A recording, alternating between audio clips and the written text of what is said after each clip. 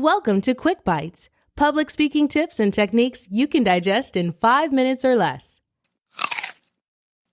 Here's your host, Peter George. It was obvious that Anthony was frustrated. He leaned forward in his chair and said, "Peter, I know my job. I know the numbers. I know what we need to do to hit our goals. So why does it seem like no one understands what I'm saying?" He looked up and almost pleaded. "Please tell me you can wave a magic wand and help me get better at this." I laughed and said, "I don't have a magic wand, Anthony, but I do have some magic dust. When you sprinkle it into your presentations, people will better understand and remember your messages." "Yeah, okay," Anthony replied, doubting me. "How do I get some of this magic dust?" "You don't need to get any, Anthony. You already have it. You just have to learn how to use it." The magic dust I'm referring to is storytelling, and adding it into your presentations provides several benefits. Before we get to them, let's take a look why many business people often neglect this powerful tactic. Number one, they believe that business presentations are all about facts and figures, charts and graphs, goals and initiatives. And although these are definitely important, it's stories that make them memorable.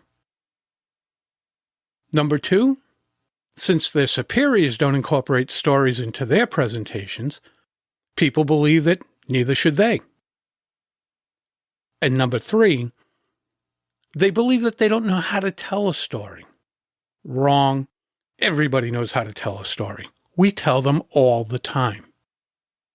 As humans, we're hardwired to engage in the universal language of stories. Think about it. From books, to movies, to television shows, to chatting with a friend over beer, we surround ourselves with stories. Stories can definitely be entertaining and informative, but their power is in their connectivity.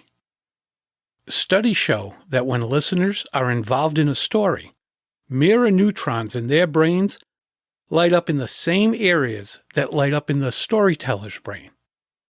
As a result, we as listeners are likely to remember the point of the story because we feel like we lived it or watched it happen. Let's take a look at the simple steps to creating a compelling story. First, build a collection of stories. They can be from your own experiences as well as from books, movies, articles, what have you. Then, when you're going to deliver a presentation, determine the point you want to make and select the story that best illustrates that point. Be sure to keep your stories simple. They should be easy to deliver and just as easy to understand. And of course, every story has a beginning, a middle, and an end. The beginning. This is where you establish your character or characters. It's also where you include an obstacle, struggle, or conflict. Without a challenge, a story doesn't provide a lesson or purpose. Keep in mind that the beginning of your story should not be the actual beginning of the story. For instance, in Star Wars: A New Hope, it doesn't begin with the initial rebellious uprising. The opening scene shows the Empire's forces capturing Princess Leia as she tries to flee. The middle. Present the action steps that the hero took to overcome the challenge. Include details and why the actions worked. The end. How is your story going to end? Will it be obvious? Will it end with a twist? No matter how it ends, make it emotional. How did the characters feel? Proud? Accomplished? Relieved? Emotion is what makes your story stick. Make characters come alive by using their names in the dialogue. Listen to the following versions of this sentence and notice the difference. An average statement would sound like this: "He told me he needs to crush his fourth quarter numbers." A slightly better statement would be, "He said, I need to crush my fourth quarter numbers." And a truly engaging statement would sound like this: Jim said, "Liz, I need to crush my fourth quarter numbers." And here's the part that many business storytellers forget. Restate the point or moral to your story. Just in case someone didn't hear everything and couldn't put it all together, they just simply didn't get it, or they want the confirmation. Making stories more compelling does take some practice, no doubt about it. But you can master storytelling in short order.